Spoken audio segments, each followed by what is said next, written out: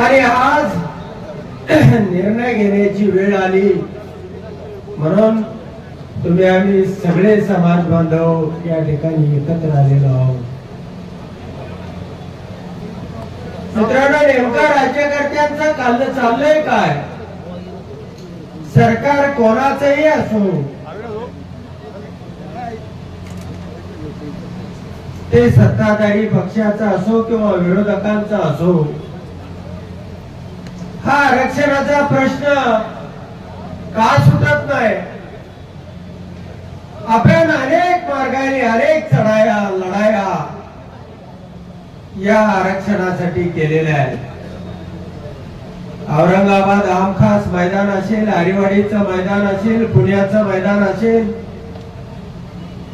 किंवा बारामती मधला आपला घनघोर असा एक महिन्याचा लढा असेल, आणि त्याच पद्धतीनं काय आपले बांधव मधु शिंदे आणि त्यांची ही टीम न्यायालयीन लढा सुद्धा त्या ठिकाणी लढले. परंतु हातामध्ये काहीच आलं नाही. जर आपल्या ताकदीच्या जोरावरती आपल्याला हे आरक्षण देत नसतील तर न्यायालय तरी आपला विचार करेल, ही आपली भोळी बाबडी आशा होती. परंतु न्याय व्यवस्था सुद्धा या राज्यकर्त्यांच्या टाचेखाली आज चिरडलेली तुम्हाला दिसते. दुसऱ्या बाजूला लोकसभेच्या माध्यमातून या राज्यामध्ये आरक्षणाचे प्रश्न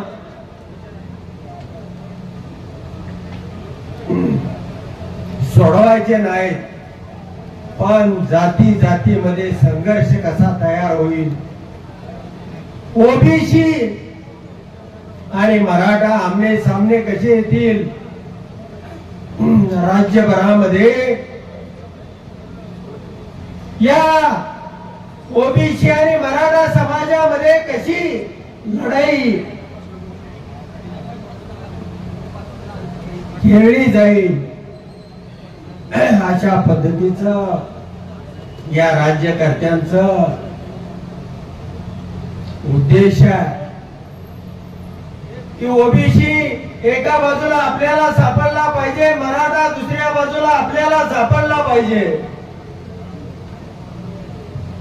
आणि हे एकमेकांच्या विरोधामध्ये हे समाज झुंजवण्यामध्ये राज्यकर्त्यांना स्वारस्य आहे. आणि ते झुंजवले तरच आपले पक्ष चालणार आहेत, आपल्याला मतं मिळणार आहेत. मित्रांनो, राजकारणामध्ये आम्ही कुठेही असू, काही असू, आमच्यामध्ये ती लढण्याची धमक आहे, क्षमता आहे. परंतु हा समाजाचा प्रश्न,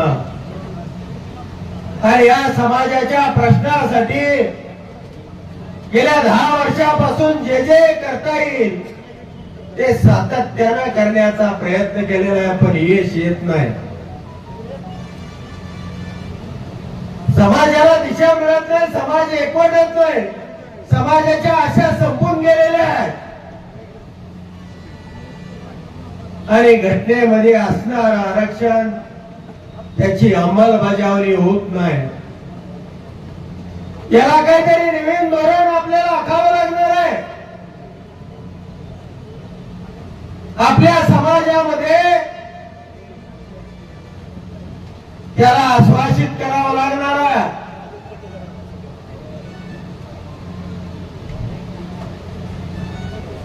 त्याला हे आरक्षण मिळणार आहे ही भूमिका त्यांच्या समोर घेऊन जावं लागणार आहे.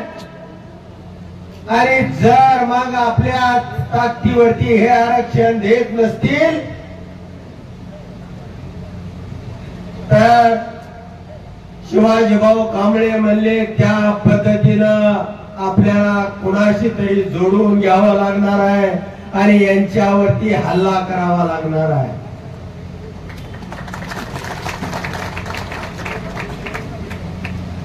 आम्ही आपापसामध्ये झगडणार नाही.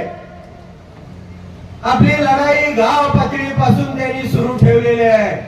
गाव असेल, पंचायत समिती असेल, जिल्हा परिषद असेल, राज्य असेल आणि समाजामध्ये असेल, तर आपल्याला कुठं लढायचं आणि कुठं थांबायचं हे सुद्धा निश्चितपणाने समजलं पाहिजे.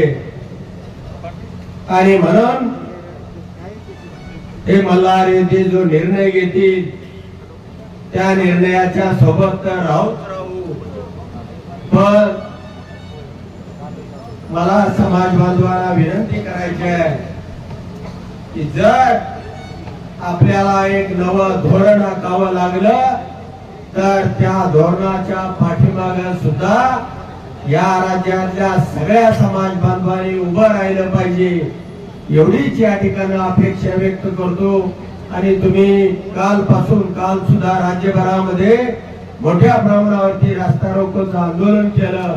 आजही या मल्हार योद्ध्यांना साथ देण्यासाठी, ताकद देण्यासाठी, ऊर्जा देण्यासाठी तुम्ही मोठ्या संख्येनं सगळे प्रमुख मंडळी सुद्धा या ठिकाणी आलेला आहात. आणि तुम्ही त्यामुळं यांना लढण्याचं बळ मिळालं.